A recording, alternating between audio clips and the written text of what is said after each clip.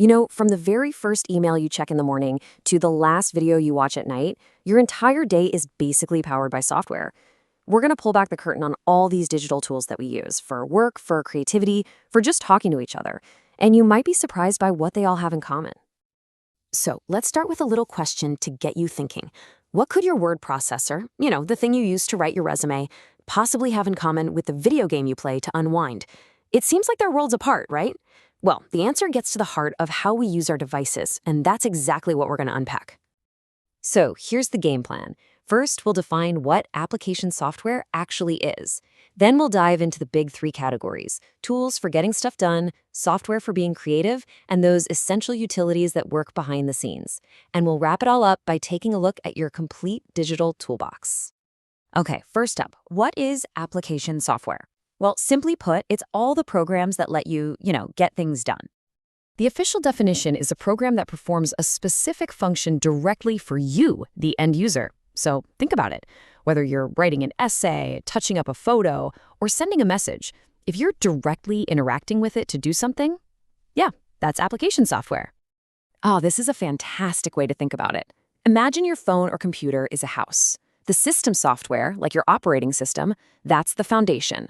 The wiring, the plumbing, it's the engine room that keeps the whole place running. But the application software, that's all the furniture and appliances you actually use. The desk where you work, the TV for movies, the kitchen gadgets. That's your web browser, your photo editor, your music player. All right, let's get into our first big category, tools for productivity. This is the stuff that really turns our devices from fun gadgets into absolute powerhouses for getting work done. And here are the heavy hitters you're probably using all the time. Word processors for writing things up, spreadsheets for making a budget, presentation software, just like this, and of course our email apps that pretty much run our lives. And this quote just nails it. As much as we love our devices for watching videos and playing games, this category of software is what truly makes them workhorses, helping us be organized and effective both at work and in our personal lives. Okay, let's shift gears now. We're moving from the workhorse to the art studio. Our second category is all about creativity, the software we use for making, editing, and just enjoying all sorts of media.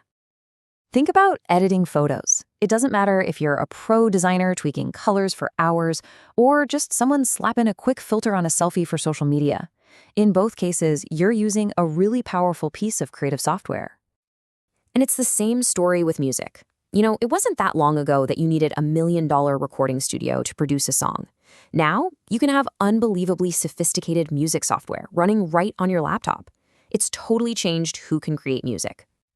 And of course, making videos.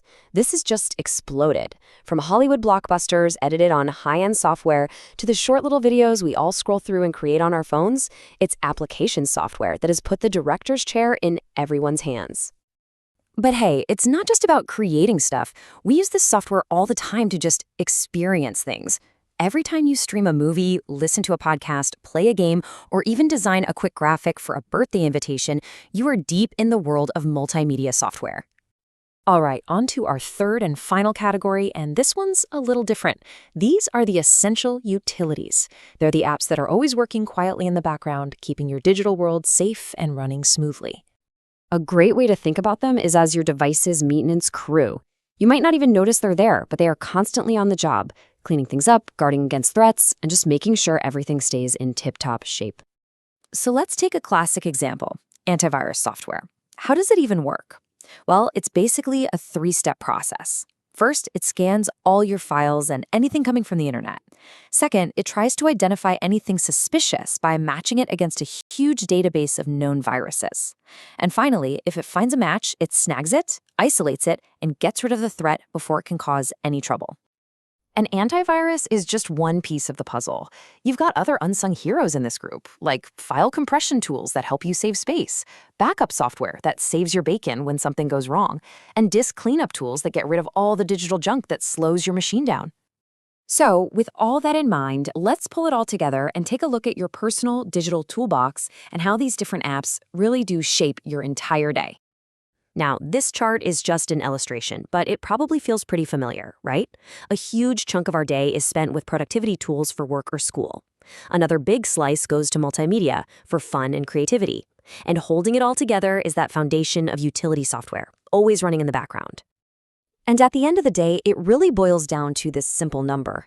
Almost every single program you use, from some super complex video editor to a simple note-taking app, it's going to fit into one of these three big categories: productivity, multimedia, or utility. So why does any of this matter? Well, knowing this stuff isn't just for trivia night. It's actually empowering. It gives you a mental map of your digital world. So instead of just using whatever app is there, you can consciously choose the absolute best tool for what you want to do. It makes you a smarter, more effective user. And that brings us to one final big question to think about. As artificial intelligence gets woven deeper and deeper into our software, which of these toolkits do you think is going to change the most? Our productivity workhorses, our creative canvases, or those silent utilities? It's a pretty fascinating thing to think about for the future. Thanks for joining me.